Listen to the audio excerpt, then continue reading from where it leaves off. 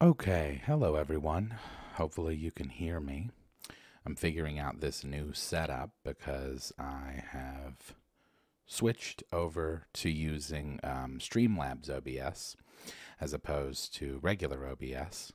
And as a result, it seems a lot cleaner and with no issues. So hopefully we won't have any jumping in and out. So hello everyone. Thank you for joining. Welcome to the fourth of hopefully many episodes of my new podcast, Bardadvice. On the show, I do my best to give advice, mostly about Dungeons and Dragons. Hopefully in the future we'll delve into more of just general life advice and questions, but I want these first couple of ones at least to be D&D based and based around the game. Questions about it, the game specifically, as well as just like the politics and stuff surrounding it, as far as being in parties and dealing with humans and such. Hi, River. Hello, Avram. Hello, everyone. Thank you for joining. So, tonight, I have titled this episode Lengthy Questions because there's some pretty lengthy questions on this episode. What do I think of 1D&D? I've not actually really had a chance to dive into it. My week has been, my week has just been Busy Town, USA. You got your man shorts and t-shirt. Oh, awesome. Thank you, Chris. That's good to hear. That reminds me, that's on my list of notes of things to talk about is merch. Don't forget to get merch, gang. The holidays are coming up. If you've got a friend or a DM that you'd like to make a happy holiday, Merry Christmas, you can go to manshorts.com. We've got hoodies, shirts, phone cases, mugs, all kinds of cool stuff that you can get there at manshorts.com. We do not have dice sets, Steve, unfortunately. However, I am going to be getting in touch with Kraken again, hopefully soon, to discuss the next set. So, hey, Chinchilla. Welcome. Thanks for joining us. So go to manshorts.com and get merch. And also, while we're at it and talking about stuff and displaying stuff on the screen, whoa, that's unreadable. There we go. bardadvice@gmail.com. Please send questions. If you're watching and you haven't sent questions, please do. I'm not running low, but they help. So I'll need more soon. So please keep sending those. And on that note, I do have another note for myself with some of the emails that I've received have multiple questions, and they're pretty extensive. And some of you already know who you are because I've reached back out to you via email, but I'm going to be using those and just kind of keeping them tagged and off to the side and just going to keep going back to those and getting questions. So you have to pay for that Florida resale certificate. Some of the cleric changes are a little weird, but there are far weirder changes. Yeah, I'm sure there's all kinds of crazy stuff in there, but it's still playtest, right? Like, nothing's in stone. I do not know if we'll live stream a D&D campaign, unfortunately, Joe. And people have asked about the Star Wars campaign. Honestly, sometimes things just kind of fall apart in terms of scheduling, and so unfortunately that one just kind of fell apart. And actually there's a question about that tonight too, so we'll talk about that a little more. But anyway, please send questions. River, you've sent great questions. I appreciate you. One of yours is tonight as well, so we're going to talk about that. Turn up the audio a notch, please. We can do that. I think I'm all the way turned. Oh, no, you know what? I can come up a bit. I can come up just a bit in slobs and see if that's better. But yeah, scheduling's a nightmare. So that's just the nature of everything. All right. So let's get into some stuff. Before we actually get into some questions, I do wanted to have a little art corner kind of thing. So, hey, Christopher Onyx, thanks for joining. Really enjoyed the Star Wars campaign. Yeah, I know. I enjoyed it too. It's just kind of, it's hard. with adults and jobs and responsibilities and stress, and it's difficult to like keep things going. But I do want to have a little art corner. So we talked about the Dangerfield once or twice in the last few episodes. And I looked it up because someone had asked me about it, and I truly did buy it on its canvas, and I bought it in a Kmart, which is now no longer a Kmart. It's an Old Time Pottery now. But this must have been years and years ago. Maybe it was Old Time Pottery when I bought it. That makes more sense than Kmart, right? Anyway, doesn't matter. I've got here the image so that it's closer up so that you could see it. And the artist you can see there is signed it. It's James Danger Harvey. Turns out that dude was actually on a season, I think season 3 of Ink Masters. And he makes pretty dope art. I actually looked on his Instagram, and there's some really cool stuff that he's done. And oddly enough, he's done a dolly. He did...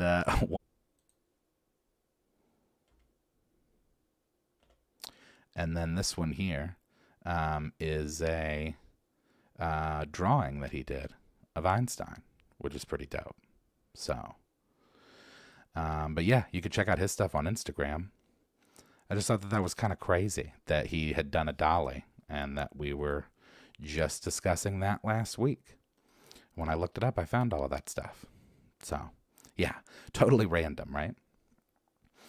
Okay, so now that we've done the art discussion, which was pretty short, I guess, but, you know, I got what I wanted to say out and showed what I wanted to see. You can go back and look at those. All Kmarts became Old Time Pottery. Oh. Well, that makes sense. Yeah, it is a really dope Einstein, actually, Avram. I kind of want a print of that, to be honest, but I think it's just like a drawing he did. All right, let's dive in, because some of the questions are quite lengthy. The first one isn't. The first one's actually really fun. So the first question is, well, give me one sec. Let me pull my names up here. Oh, the first question is from Chris. His name's Chris, but also we can know him as That Guy in the Desert.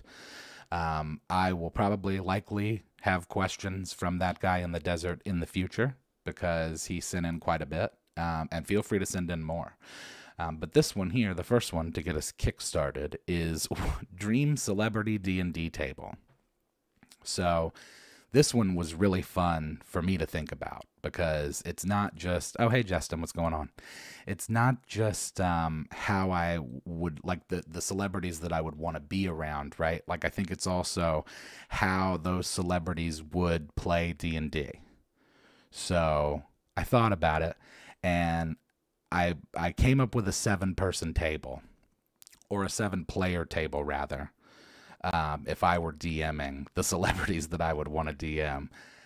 And it is, I decided it thusly. So, starting from the top left, we have Bobby Lee, actor and comedian. I think is arguably one of the funnier people on the planet Earth. I think that he would just be hilarious. I also made myself little notes as to what classes I think that they would be.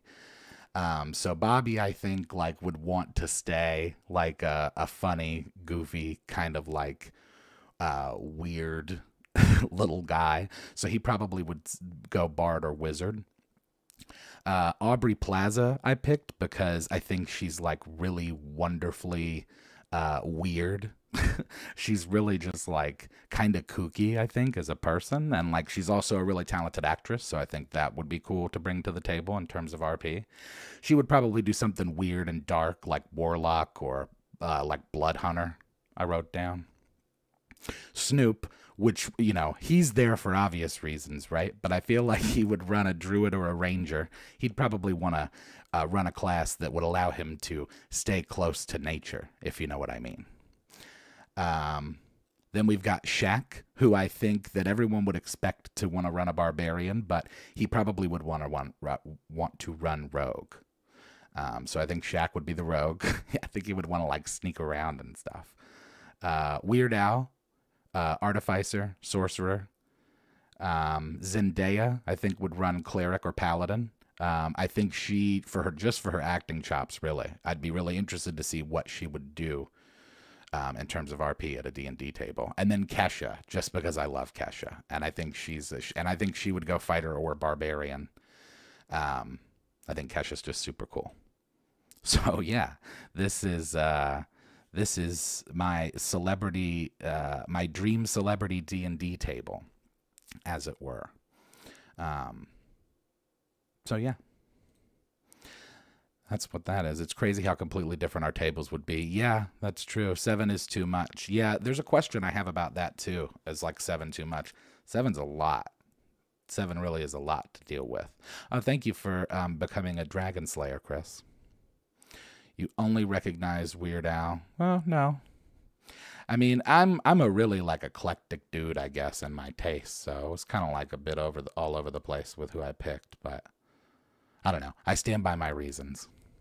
Weird Al surely would play Conan the Librarian. Yeah. 7. What is the most underrated class that makes the DM job easier? Or the most underused class that makes the DM job easier? Probably healers, right? I mean, if you don't have a healer, your party's probably like constantly worried about like potions and rests, and having a healer there can at least like manage the bleeding, help manage the chaos, I guess. 7's way too much. 4's preferred. 5 is the absolute limit. I think for me, 6 is the absolute limit. I could be coaxed into 7, but I feel like 6 is like way too much. But I also like have played a lot of like, oh man, I love how this just like shifted into a conversation about party size. You DM'd 15 people once? Oh, no. Fuck that. Excuse my French, but no way. 15 people. Never checked in when you did this, but I've enjoyed the past bardadvice. Oh, hey, Laird. Well, thank you for joining. Live and in poison. Your current party's 7. Yeah, I don't think 7's crazy crowded, but it is a lot.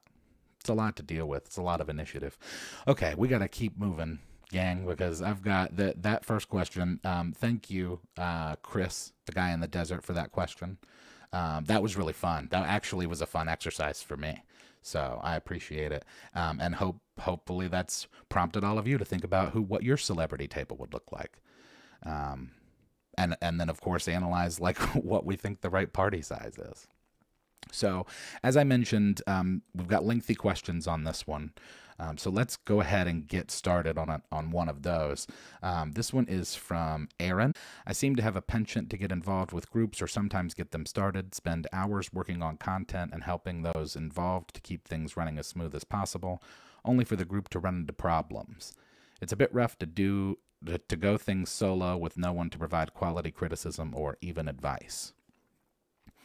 Yeah, that's tough. So, and we were talking about that earlier, right? Like just yeah,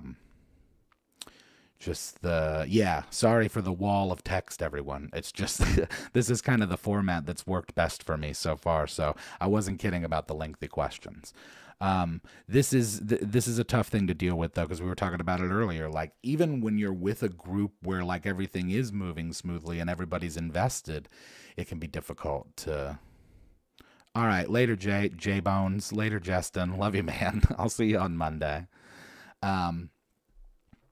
So yeah, let's go back to that wall really quick just for a second. So stalls or falls apart abruptly. Yeah, I've definitely been part of groups like that. Even with the best laid intentions, I think that the biggest thing is a lot of it is just like real life getting in the way, you know? I feel like in a perfect world, none of us would have responsibilities and we would just all play play D&D together all day.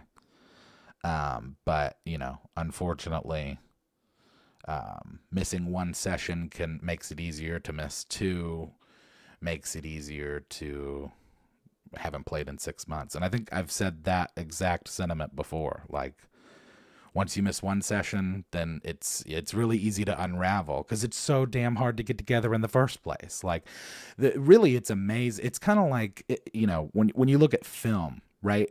when you look at the process of what it is to produce a movie, it's kind of amazing that any get made at all. Like, I watch a lot of those, like, whatever it's called. Is it Movies That Made Us? I watch a lot of stuff about that kind of stuff. But I guess the analogy with D&D is that it's like, it's amazing that anyone plays D&D. In terms of just like getting people together and scheduling and writing the characters and getting the story going and then keeping that, you know, maintenance of that follow-up of every week or every 2 weeks. And then it's like, what happens if there's an emergency and somebody misses a week? And so why can't we just play D&D, said everyone ever. Yeah, for sure. In reality, I care for 25 chickens and my mom and my sister's kid and quite a few others. But at night when I'm supposed to be sleeping, I've got a couple hours to do something different. New hobby is physics experiments. Wow. Interesting. Lance may be an uncommon name these days, but not that long ago, people were named Lance a lot. Oh, man. I see what you did there. So, Aaron, there's not really an easy answer for this other than just to know, like, for you to know that I don't think that it's uncommon that groups can fall apart. It's unfortunate that, you know, you put so much effort and time and energy into something and then it just kind of falls apart. You know, I think that in life in general, it's difficult to gauge other people's incentives and priorities and passions along with your own. I know I experienced that a lot in art.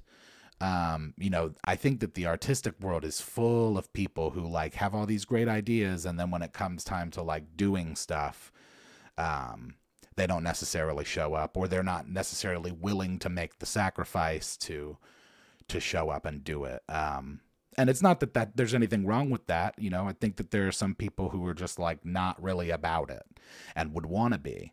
And so when you combine that with just like the general nature of how difficult it is to schedule things with adults and responsibilities, it probably happens more often than you having like a good experience and a consistent game. But what I would say is to just try and keep your head up and try and just keep reaching out. Don't let it deter you from continuing to try and reach out and find that, you know, quote unquote perfect group, as it were. But, you know, keep in mind, even with a perfect group, even with everybody like everybody knowing everybody on the same page, it can still fall apart. A lot of groups tend to fizzle around level 10. Yeah, it's just tough. Like, what was the longest running campaign you ever played in? I think we've run one that was like a year or two.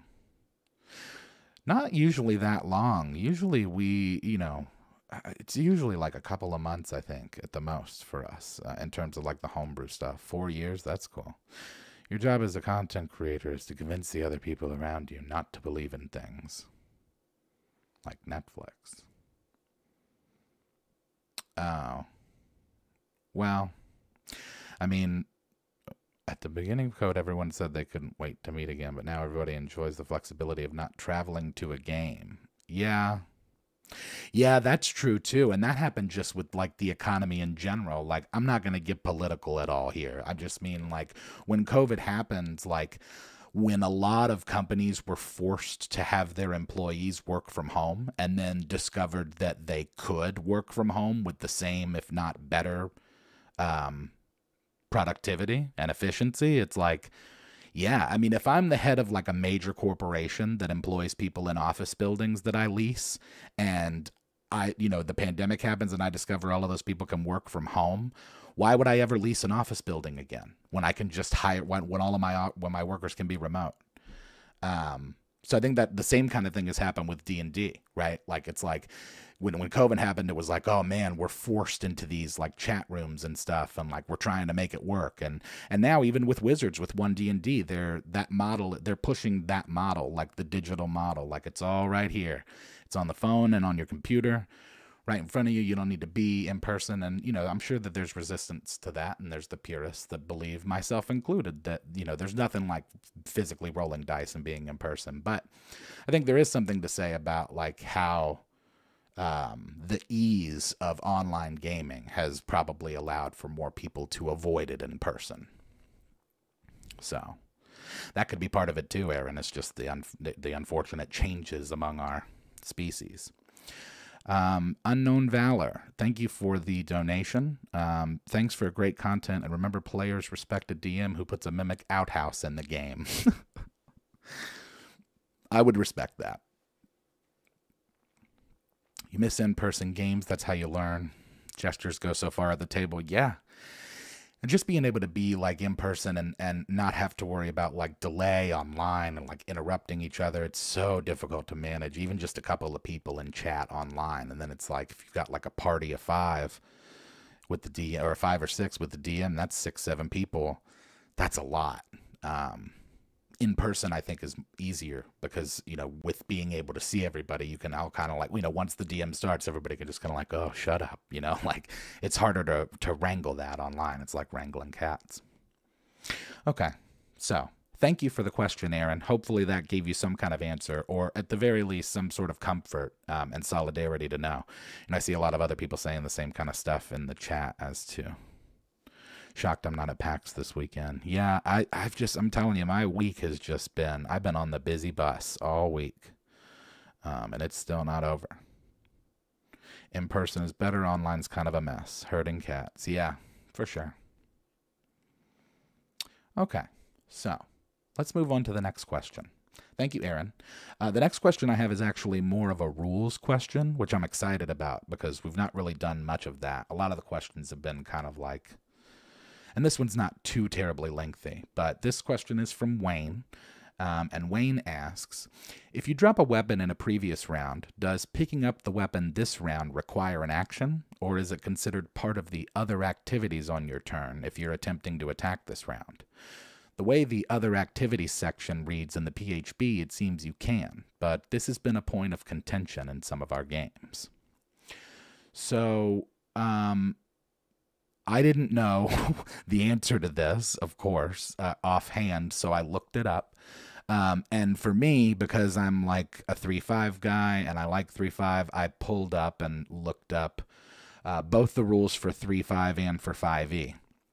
If you're playing in 3.5, it's gonna be a no from me, dog, because so I've got, these are 3 separate rules here, but the first one is the rules for 3.5 in terms of item manipulation. So in most cases, moving or manipulating an item's a move action. That includes retrieving or putting away a stored item, picking up an item, moving a heavy object, opening a door. Examples of this kind of action, along with whether or not they incur an AO, is given in, whatever that table is. And, that's why in 3.5 you have quick draw. At least if you're a fighter, you should, because otherwise drawing your weapon's a move action. So you can, if you're like right up on somebody, you can draw an attack, but like you can't, in 5e you can do that, because according to the 5e rules, they break that stuff down, and not only so pretty much they just gave everybody quick draw as far as I'm concerned, because as to the other activity on your turn from the 5e stuff says, you can also interact with one object or feature of the environment for free during either your move or your action. For example, you could open a door during your attack move as you stride toward a foe. I think that's kind of crazy, but whatever. You could draw your weapon as part of the same attack action you use to attack. So yeah, everybody gets quick draw. And based on what the text says for use an object, you normally interact with an object while doing so. So, I mean, if those are the rules, then I think the answer is yes. Wait a minute. Let me just confirm what the question is. Sorry. If you drop a weapon, does picking it up require an action? So then the answer is no, in 5e at least, because why wouldn't it be? Like, if you can draw your weapon and attack as part of the same action now, why shouldn't you be allowed to pick it up on the same round that you drop it? Well, I guess that's the question. The same, is that is what it is on the same round that you drop it? If you drop a weapon, no, it'd be the next round. Yeah, So whether or not it was in the previous, okay, so this is so it's a new round. So in this round you drop your weapon, and then the next round you pick it up. I don't think it requires an action, or rather, I think it's like you said, and it's included in the other activities. Let's see what chat's saying. You'd say it'd be part of the attack action, but dropping is free. Free action. Yeah, but so River says dropping's free to pick up a bonus action, half the movement in your games, but you homebrew as much as you can. Yeah, I mean, it doesn't explicitly say it in the PHB, at least like from anything I saw. So it seems to be very vague about like object manipulation, but from what I could tell, 5e affords an action for that you can take on your turn. It doesn't take a move or an attack action, but rather it's part of another action. So I would say, yeah, I don't see why it would require an extra action to pick it up. Does that mean you can switch weapons? I don't know. Because switching weapons would require 2 actions in the sense of sheathing one and drawing another.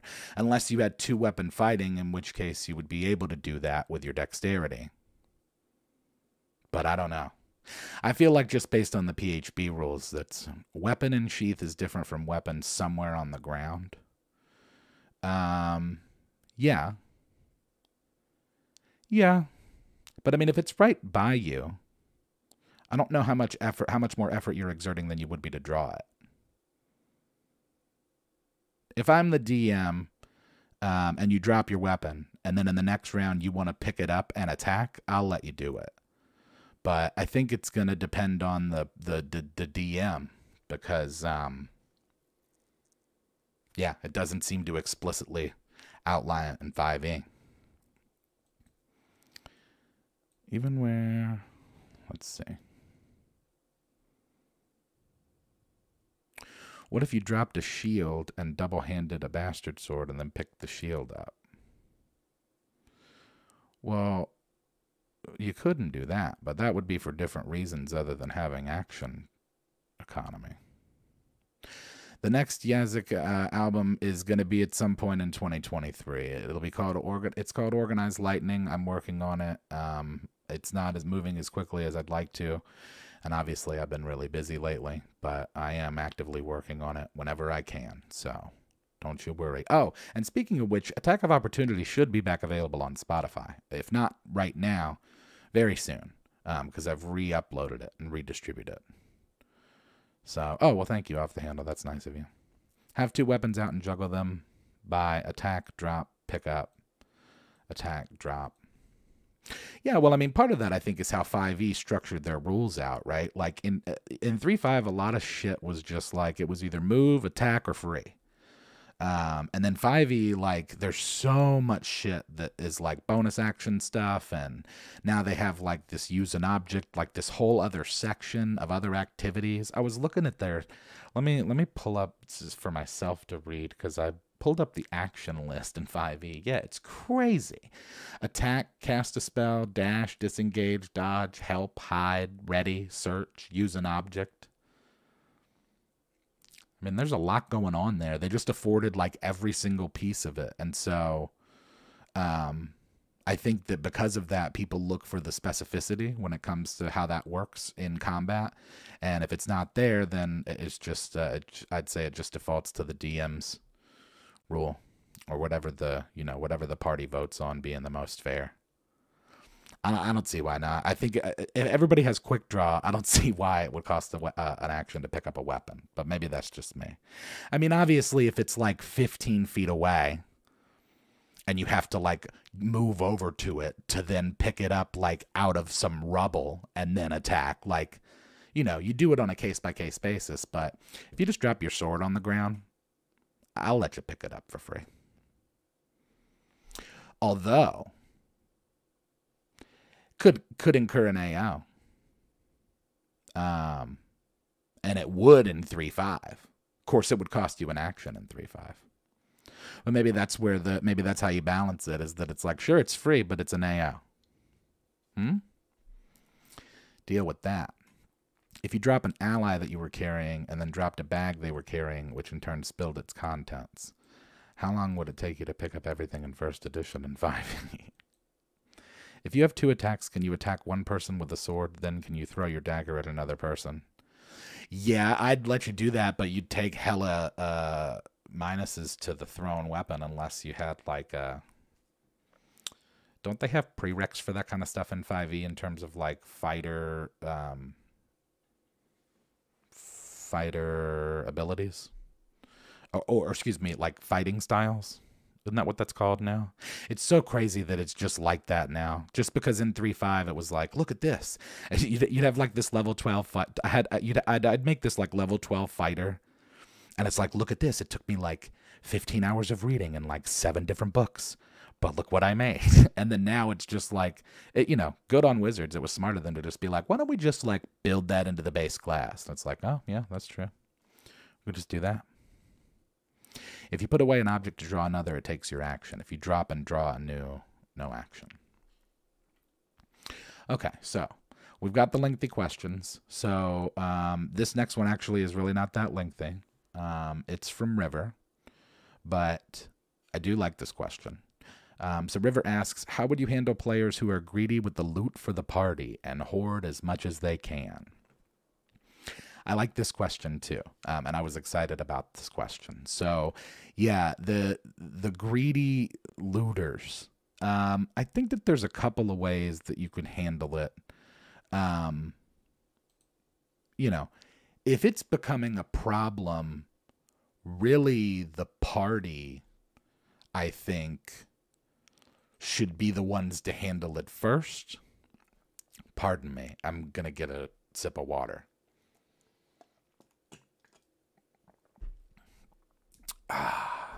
What holiday do bards, paladins, sorcerers, and warlocks all celebrate? Christmas.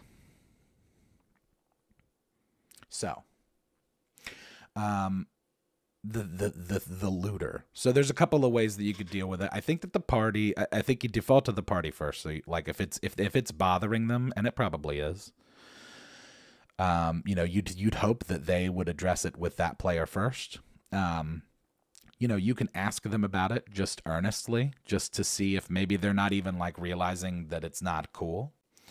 If they are realizing that it's not cool, so then I thought about this. I thought about like, well, if you brought it up and they were just like, fuck you, I'm going to just keep doing it. So like what I would do if I didn't want to like outright kick the player from the party from an RP standpoint, and this is just an idea, it's food for thought, but something you might do is, let an NPC see that.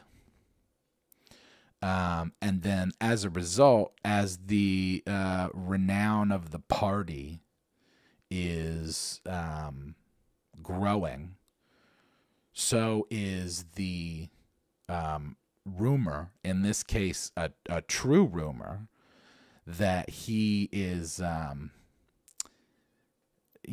not that trustworthy. And so as a result, it starts to negatively affect the party in terms of abilities to like get jobs and such.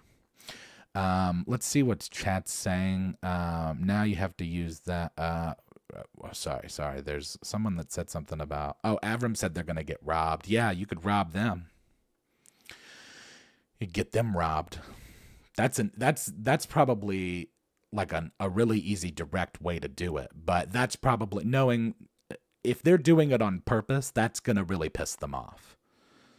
I mean, it would work if you were trying to get your point across to like stop doing that, because it's like all of their extra money that they're hoarding is gone now, but that doesn't really necessarily address the behavior.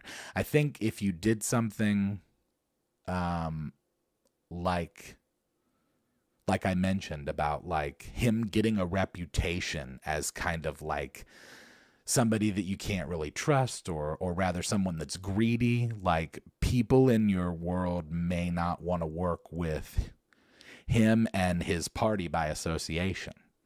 And so now, even if the party is not handling it or can't handle it, it's directly affecting them. And so they're kind of going to be forced to deal with it, either in real life or in the party. So that's what I think. Cursed coin that slowly grows in weight every in-game hour. Oh, that's really cool. I like that idea. How do you like that, River? That sounds cool as hell. A cursed coin that grows in weight. That'd be pretty cool. And then you just over encumber him as he goes. Your current party's druid started to get like that. Told him if he wanted to go down that path, I would allow him to, but he would have a class shift because of it. Oh. Yeah, cursed objects are sweet, especially because it's just so easy to like present them as a bonus, like a gift. It's just like, oh yeah, here, look at this. And it's just like, yeah, enjoy that. So, okay. We've got 3 more questions, and I know for sure that 2 of them are, in fact, lengthy questions. I made a ring for a player who drank too much, so they never could get drunk. That's cool. I probably could have used a leash like that when I was Verena. Druid to Warlock due to his greed and focusing on material wealth. Oh, that's cool. Yeah, that's cool too. You could just outright change their class. It's just like, well, if you want to act like a warlock, be a warlock. Why is my bag so heavy? Yeah, that'd be really dope. I do like the idea a lot of the coin growing in weight. That's dope. Okay, so as I mentioned, lengthy questions. Let's move on to the next one. It is actually from, they just signed the email U, the letter U. So this is from you, and you probably know who you are. You asks, our DM had a demon drop from the ceiling and screech, leaving the party deafened. I wear hearing aids IRL and laughingly joked that I was personally attacked. We have played together for years and all laughed and moved on, or so I thought. The DM later apologized profusely, and I thanked him for his kindness, but told him I said it for the easy laugh and he did nothing wrong. But he insisted he will never use Deafen again. How do I get him to add it back into the game? I've asked him to add it in, but nope, and now I feel like I took away part of the game. So, thank you, for reaching out. That's a tough scenario. It seems like a bit of an overreaction and or overcorrection on the part of the DM, just based on the info that you've given me. I mean, I probably would have reacted in the same way. I would have been like, whoa, I didn't even think about that. I'm sorry. Like, I won't do it again. But then if you said to me that you were cool with it, I probably would just be like, well, I think that a good question here is where the rest of the party is on it. Because like you said, you mentioned that like we all like laughed about it. You know, we've all been playing together for a while. Like, where is the rest of the party on this? Like, do they think that it's silly for the DM to react this way and just like not use it at all? Or are they on the same kind of page where it's just like they're all, it's a hard thing to deal with, right? Because like, I'm sure that they're all your friends and they don't want to offend you. DM is oversensitive. This is from chat. DM's oversensitive, but make deaf jokes yourself to lighten the mood. He probably won't change, but you can feel better. Known enough blind people to know that disability is absolutely of use to them. They have no question about it. People should incorporate that into the game.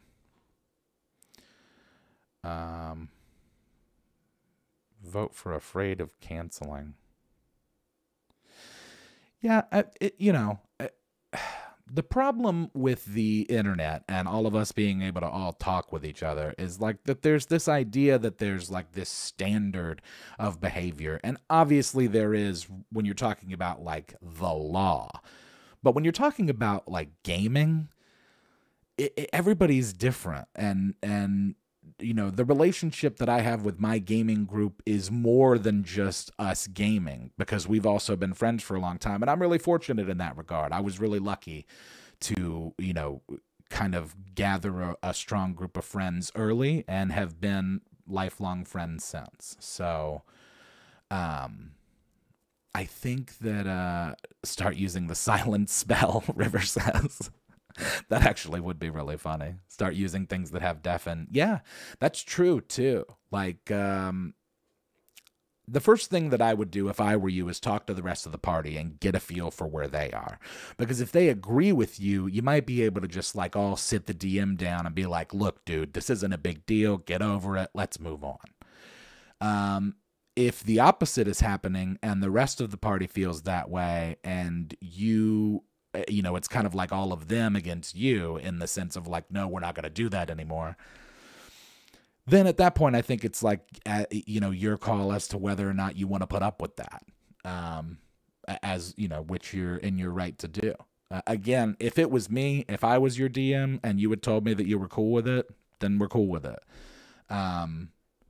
You know, there's a difference between like being on a public forum or like speaking at a pulpit and like being in your house playing games. Like when you're in your house playing games, it's not really hurting anybody, like whatever you're doing in terms of whatever your rules are and what everybody's comfort level is. Like it's all custom. Everybody's different. So it sounds to me like it's a conversation you need to have with the rest of the party. And then maybe try and sit the DM down again and be like, look, man, I really like it, you know, explain your feelings about it to him. Cause it seems to me like you feel like, oh, geez. It's funny, right? Because it's almost like what's happened is what the DM wanted to avoid, right? Like the DM wanted to avoid you feeling like singled out. And as a result, you've been singled out. So it's just kind of an unfortunate turn of events with human interaction. But I would talk to the party and then I would talk to the DM again and just try and reiterate that. It's super hard to make a game that doesn't kill everybody versus me fixing everything. Use sign language to have secret messages in the party. Oh, that'd be cool. Yeah. Does anybody else in your party speak ASL? Or do you speak ASL? Do you say speak when you're referring to ASL? I really don't want to get too much detail into this. You know, I have a brilliant cousin. She just recently was doing a presentation up at Boston University about this stuff. She's working on her doctorate in language, and she is, you know, pretty much fluent, or I guess as fluent as you could be in sign. Oh, that makes sense. Oh, that makes sense. So yeah, if anybody else in your party signs, that could be a really cool, like easy thing to do is just like start talking at the table. That'd be really funny. Wednesday group is mostly special needs players. Some of the things they have said to each other, yikes. Oh, I'm sure. Yeah, I'd talk to the party, feel them out, and then, you know, just kind of try to reiterate it again with the DM that needs to just kind of get over it. Especially if you guys have been friends for a long time. It's like, you know, we're really going to let this affect the party. You know, just kind of gauge how you feel about it too. Don't forget how you feel about it. Like if you feel like it's something that you could just kind of get over, but doesn't sound like it. It sounds like it's bothering you. So you should just voice your feelings to your party and see where they're at. And just kind of go from there. Godspeed, as they say. Also, thank you all for the super chats. I did want to, I hadn't mentioned that earlier, but I had a note here to bring it up just to thank you for those because I've mentioned it before, but it is the most direct way that you can help us. It's not something that's expected, but if it's something you like to do, it's something that is directly helpful for us in these are goofy algorithm times. Although I am optimistic for next year, you know, when the shorts really start popping. I think that's going to be fun. The answer is always to talk it out. Hopefully all are involved and mature and polite. Yeah, and it seems like that's the case, right? Like it seems that like the DM is almost overly polite. So I don't think that that's the issue. I think that it's more of just, you know, the DM would rather just avoid it completely than potentially hurt you. And so I think that comes from a place of caring. But yeah, you just got to talk it out. My Thursday group is an all-women's group. It's very scary at times when it comes to fighting men. Oh, I bet.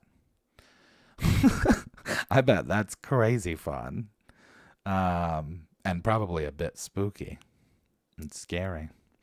Okay, so we've got two more questions, and one of them is a lengthy one. The last one is not. But so thank you for the question.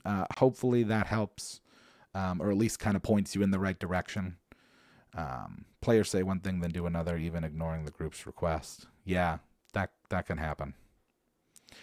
Okay, so the next question we have is from a different Chris.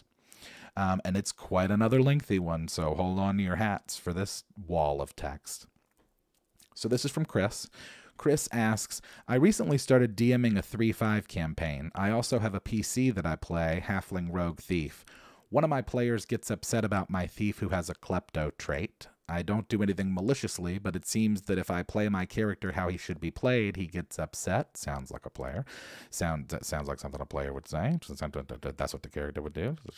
Should I stop playing my thief and have him dictate what the DM should do? No, of course not. That's not what would happen. You always dictate what the DM does. You're the DM. Should I kick him from the group? The rest of the party doesn't have a problem with my thieving. They understand the character and have fun with it. So, I don't know if you should kick him from the group. I think that that's a little extreme. I will say that there is a bit of a tightrope to walk as the DM when it comes to challenging and engaging your players and also setting a stage for them to have fun and feel empowered in whatever way that means, right? Like whether they do that with RP or combat, like, so it's kind of a tightrope to walk. I will say, I do think that it sounds a bit playery of you to say something like, you know, where is it that you said, it seems that if I play my character how he should be played, he gets upset. Well, yeah, also, to be fair, like, you as the DM dictate how that character should be played, right? So, like, there it sounds a little bit like you're saying that, like, I have no choice and he's just upset. And it's like, yeah, but you do. And I'm not telling you that you should get rid of the character or that you should, like you mentioned, allow the player to dictate what you do. I think that you as the DM have the ultimate say as to like what the deal is. So like, yeah, if you wanted to kick them, you could. I don't think that that's really a reason to kick them, at least not without talking to them about it first. And also like, see, this answer applies to this question as well as the last question, because I would say the same thing in that I would talk to the rest of the party, not to see how they feel, because you obviously know how they feel, right? You said they don't care, at least in terms of how it affects them. But like, maybe feel out the rest of the party as to how they feel about how it's going, because there might be other problems here too than just this. Are there? I mean, that might be something to analyze. Is this just like one of other? Is this just like the excuse, and there's other deeper stuff going on? Because like everybody else seems chill, and yeah, is this the only thing that this player is like this about?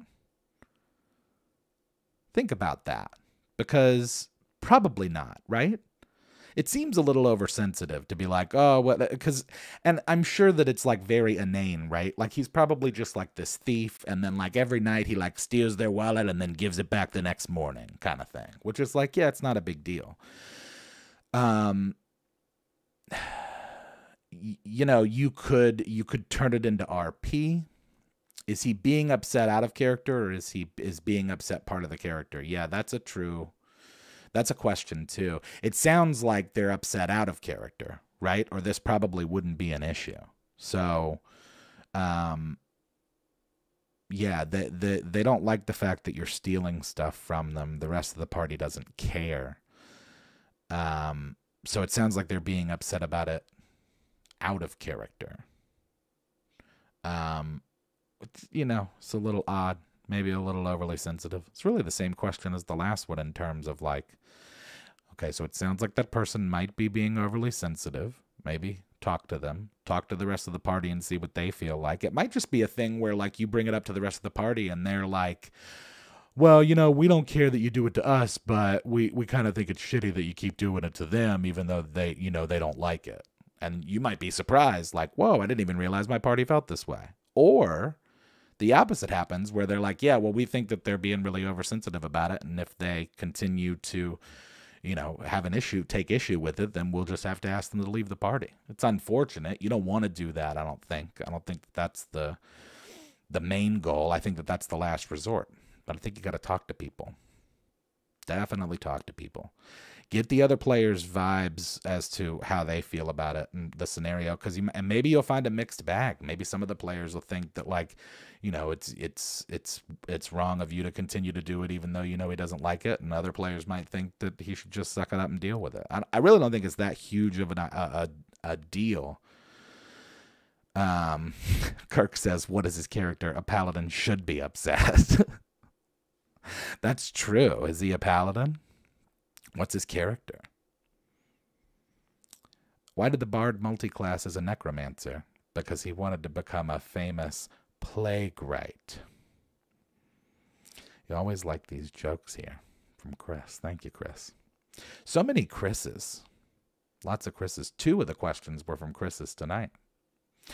But that's what I would say, Chris. I would say, in my opinion, yes. It seems like the person's being a little overly sensitive. It's probably not that big of a deal if you're taking the money, especially, you know, if it's not that much or if it's really easy to get back or what have you. Just talk about it. Putting the romance in necromance. The problem is that, like, unlike real life, you have to stay as a group. A necromancer overheard a man say, "It's hard to raise a family," and thought, "Not if you bury him close enough." Close enough together, that's true. All right, so we're getting towards the wire here, folks, and I do have one last question that I'd like to address before I just kind of like chill and chat for a few minutes. But this last question is from Grunk, a friend of the channel. And also, Grunk, if you're here, show yourself. Make yourself known, because I want to do a thing. But anyway, let's get into your question. So Gronk asks, how important are raw? For anyone who doesn't know, that's rules as written. And how important is the rule of cool? So I'm not huge on raw. Rules as written. You could take them or leave them. I'm pretty free-spirited in that regard. Oh, thank you, Off the Handle, for the donation, for the super chat. Thanks for your contributions to the universe of role-playing games. Thank you. I will continue to try and do my best to keep contributing to that. Yeah, who cares about raw? I mean, I guess some people do. I shouldn't like sound judgy when I say that. I just don't give a shit, frankly. For me, the idea and the enjoyment of the game is to just like spend time with your friends and like tell cool stories. The secret we should never let the game masters know is that they don't need any rules. That's right, and that's what Gary Gygax said, and I'll keep saying that because it's true. You know, people want to get all rules lawyery. I don't know what that's about, but Raw's not that big of a deal. As for the rule of cool, I think that's like per party or per table kind of thing. Like, I don't think that it's a hard rule. I think it depends on the DM. I'm that way.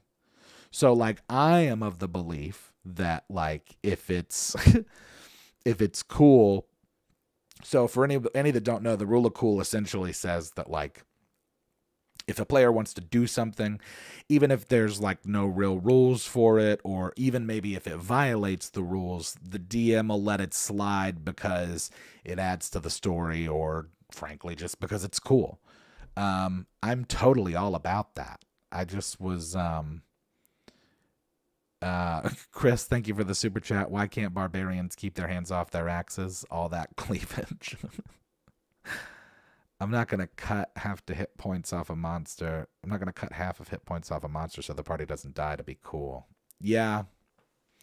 Some people are about that from the RP perspective, right? Like, I'm kind of that way. At least, like, as a fighter. You know, because why not? Like, oh, man, I would dump so much stuff into power, like, feats, like power attack and cleave and stuff. Oh, man, one time, I think it was when I was a Minotaur.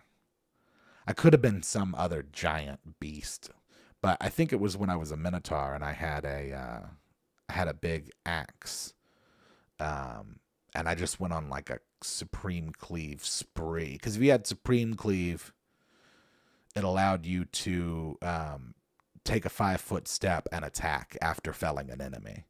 And so I ended up fighting like 100 skeletons, maybe some low-level enemy that I could kill in one hit, and so I just cleaved through all of them. That was super fun.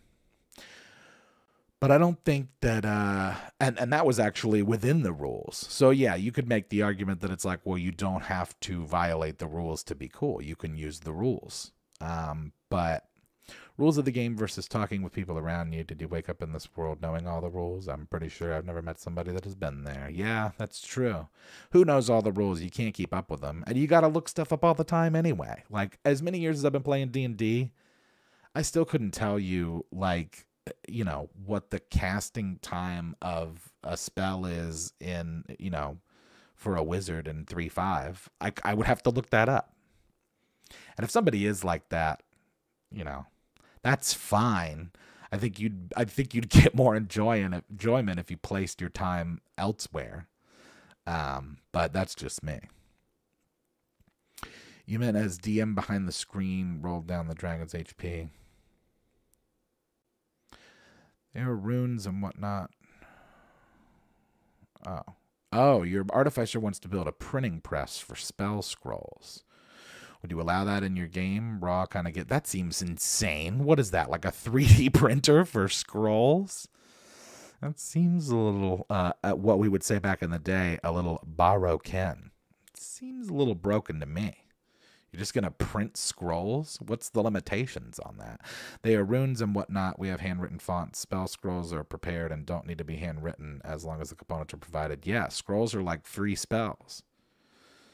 Like a normal ink roller printing press. Like an 1800s printing press. Oh. That's even weirder.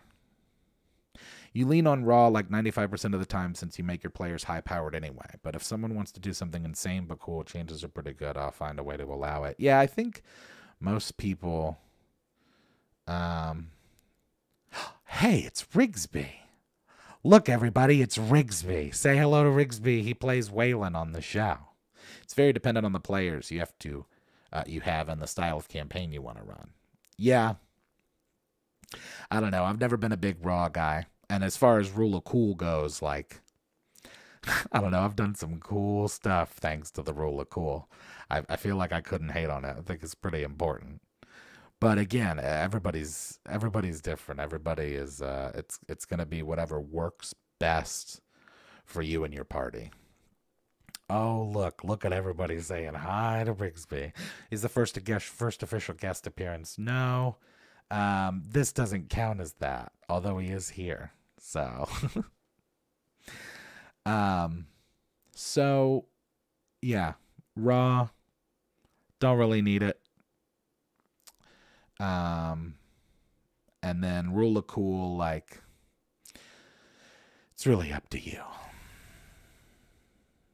He's busy yawning. Yeah, probably.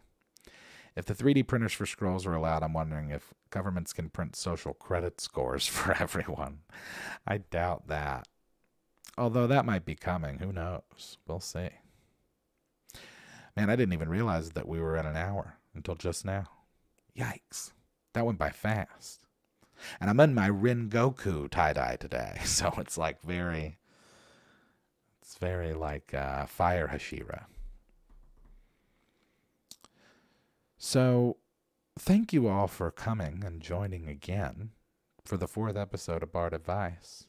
Time flies when you're barding out. That's true.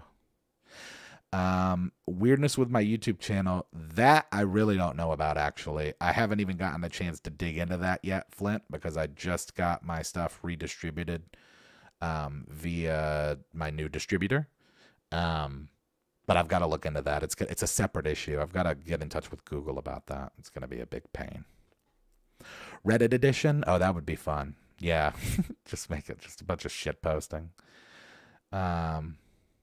Focus group trying to figure out how to solve a medical problem.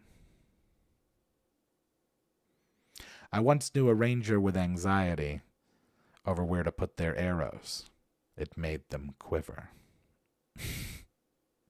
Could you do a spell in the show called Rigsby's hand? Oh, yeah, like Bigby's. Yeah, isn't that funny? So, thank you all for joining. I'm going to be back here next week, same Bard time, same Bard channel, to talk more about this. This stuff in general, this stuff we call D&D. Please send questions to bardadvice@gmail.com. Even if they're not D&D related, even if you think they're silly, even if it's not a question and it's just like a prompt of something that you would want me to talk about, or us to talk about, rather, in chat when we stream, send it over. bardadvice@gmail.com. Set more questions. Thank you, River. Oh, I see.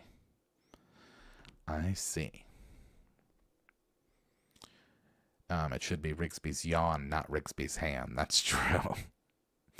Thank you, Flint and River and Anthony and Kirk and all of you guys and gals. All of my he's, hers, theys. All of my people. Thank you. It really means a lot that you keep coming back to this. And I'm going to do my best to keep it going, keep it chugging along. Thank you, Christopher. Thank you, Off the Handle. Yes, and Drunk Before Noon. Yikes. Maybe we'll start it up next year. But we're going to do it on, we'll also obviously release the videos on YouTube, but we're going to start doing DBN on TikTok too. So that's going to be fun. And we have not, Unknown Valor, done a Walmart edition specifically. We have, however, done some episodes where they were in Walmart. There was some episode where that was Hipster. That was early doors. But I don't think we've done any since then. Anyway, thank you all for joining. I'm going to hop off here and get this audio edited, which will be available on the podcast world tomorrow at noon. And other than that, I will see you all next week. Thank you.